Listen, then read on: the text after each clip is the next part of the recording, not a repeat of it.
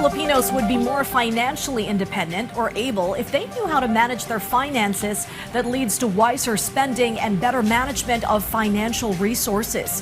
Financial literacy is key towards this end, as our Denise Osorio reports.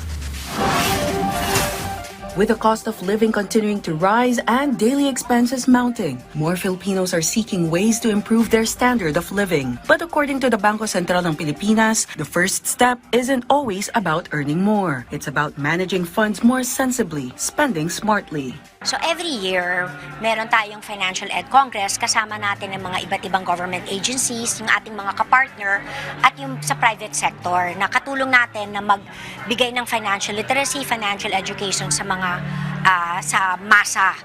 A particular focus is on families who depend on remittances from overseas Filipino workers. BSP Deputy Governor Bernadette Romulo Puyat notes that sending money home is a major sacrifice, so it must be used for the most essential expenses, such as food, tuition fees, and emergency funds.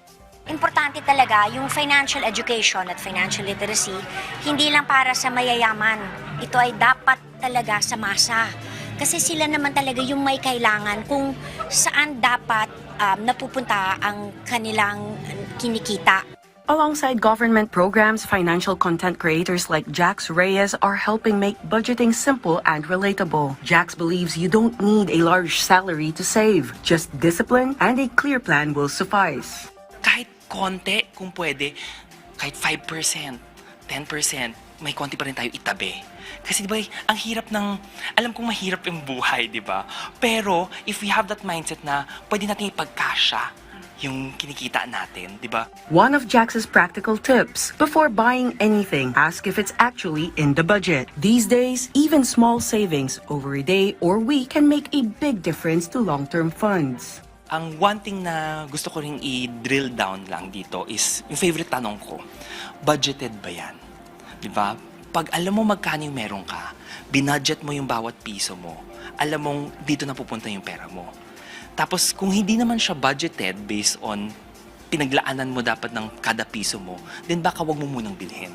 Jax added that many Filipinos fall into debt because of improper use of their credit cards. He reminds the public that it is still borrowed money, and if you think you can't repay it, don't use it. Kaya wag mo siyang titingnan na extension siya ng sweldo mo, extension siya ng bank account mo. Hindi. 'Di ba? Think of your credit card as your money pa rin. Kung wala kang pera na yon, wag mo siyang ikaskas. For young people, the challenge is different. Small allowances and countless temptations. But students say it's still possible to stay on track with a bit of discipline. Kailangan ko ba tong bagay na to, or should I just save my money for example, for my food for the next week, ganon. So, I think you really have to discipline yourself, and kailangan mo pigilan yung sarili mo kung may impulse ka talaga na gusto ko talagang bilhin yan, kasi ikaw lang naman din kasi yung mahihirapan with your finances if you just let yourself buy impulsively. April urges other young Filipinos to start practicing good financial habits now while they're still learning to manage their own money. Denise Osorio for the National Television Network for a new and better Philippines.